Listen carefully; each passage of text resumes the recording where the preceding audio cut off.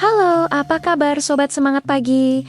Masih semangat hari ini? Coba bayangkan seekor hewan yang punya paruh seperti bebek, badan seperti berang-berang, kaki berselaput, suka berenang, berbisa, dan bertelur. Inilah platypus. Hewan asli Australia yang saking anehnya, ilmuwan zaman dulu mengira ini adalah hewan palsu, buatan ilmuwan lain yang iseng. Mereka adalah salah satu makhluk purba yang masih hidup sekarang.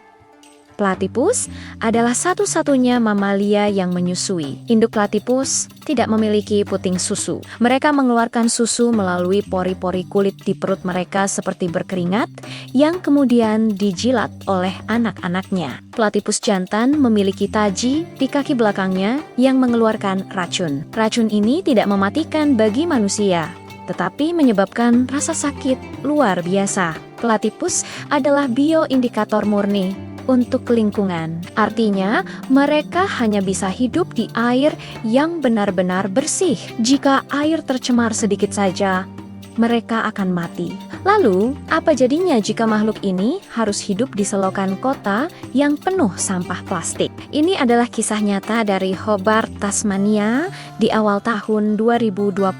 Di tengah kota yang sibuk, mengalir sungai kecil yang kotor dan penuh sampah. Tak ada yang peduli dengan sungai ini, kecuali seorang pria bernama Pete Walsh. Pete bukanlah ilmuwan, dia hanya warga biasa yang sedang mencari ketenangan di sungai. Tapi suatu hari, di antara tumpukan sampah botol dan plastik, Pete melihat seekor platypus betina kecil muncul ke permukaan. Pete memberinya nama Zoom. Zoom mencoba bertahan hidup di tempat yang seharusnya mustahil bagi spesiesnya. Pete jatuh cinta pada Zoom. Dia mengunjunginya setiap hari. Suatu hari, Pete melihat Zoom harus berjuang menembus jaring-jaring sampah. Zoom terjerat lingkaran plastik sampah di tubuhnya.